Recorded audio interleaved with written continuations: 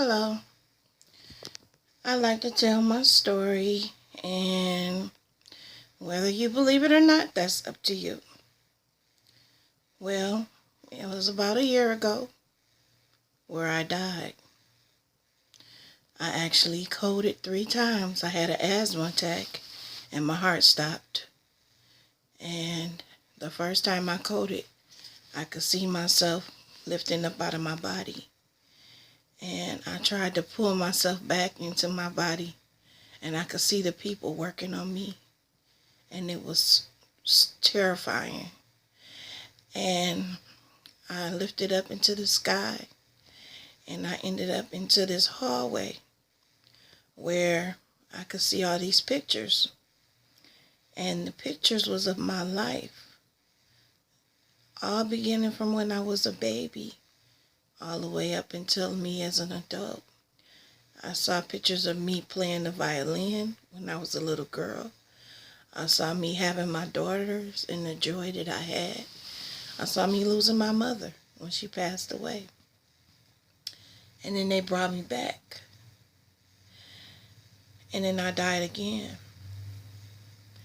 And this time when I died, I came back and I was in this big place that had this humongous table. I believe it was more than a mile long. And it was full of delicious foods. I mean, any food that you could ever imagine that you would want was in there. And I began to fill my plate. Hey, I love me some shrimp, and there's certain things I like. So I was fixing my plate, and Jesus took my plate, and he told me, this food is not for the living, and you need to talk to the Lord about that. And he pointed me in a direction that I needed to go, and it was down this hallway. So it was this hallway that I was walking down, and there was this tall woman that was walking towards me. And she said to me, I bet you missed those Cookie hugs. Cookie is my mama. My mama is 5'4". This woman was 8 feet tall or bigger. I don't know. All I know is she was so tall. And I think that's because the spirit is bigger than the body. And she squoze me, and I squoze her, and I cried. And she said, come on now, you got to go talk to the Lord. So as we was walking down the hallway, she said, first I'm going to let you take a peek. And there was a room with my name on it. So I took a peek in that room, and it had all these fabulous things in there for me. It was beautiful. But the one thing that I can remember was this beautiful horse. And it was golden brown. It was very beautiful. And I was like, wow, I'm going to have a horse?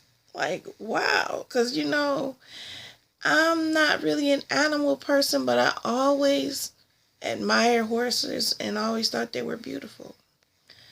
So as we walked down the hallway, and I got to the end of the hallway, and there was a big door, so big that I had to stand on my tippy toes to get to open up the door. And I opened up the door, and I was scared to walk on the floor because the floor looked like the universe. And God said, come on in. I need to talk to you.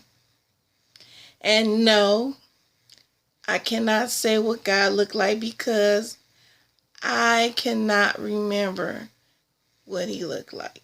It was a spirit. God is a spirit. And he told me, he said, Reva, you're not listening to me. I told you to sit down and rest.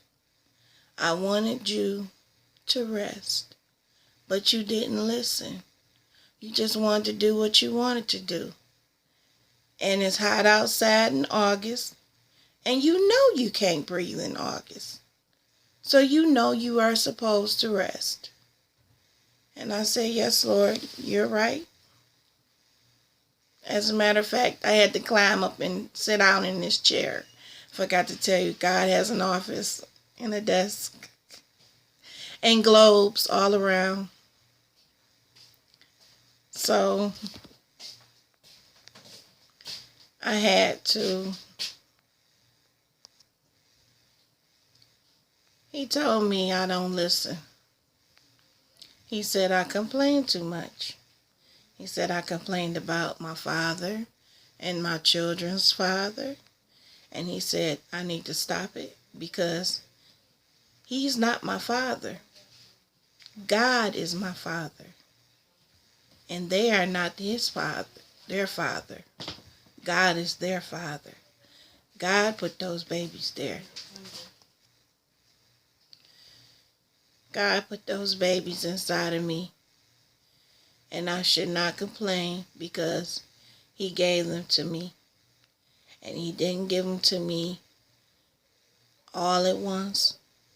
He gave them to me where I could deal with them. They are spaced so far apart that I only had to deal with one teenager at a time. So I should not complain about my children, and I should not complain about their fathers because they are not their fathers. God wanted me to have those children. My life has not been easy. I can say that for sure. But it has not been so hard. God said to me, whenever you need it, did not provide. You have not went without anything. You have always been provided for and always will be provided for. All I want you to do is be obedient and take those opportunities when I give them to you and stop stressing yourself. He said, now I don't have much time to deal with you. As you can see, I have other worlds and other people to take care of. But I wanted to let you know that I'm here for you, and I'm going to send somebody with you to go home with you, to watch over you. I'm going to send your mama with you. But first, I'm going to let you meet your family here because they've been waiting on you. Then I'm going to send you back because you got too many people praying for you here and too many people praying for you there for me to keep you here.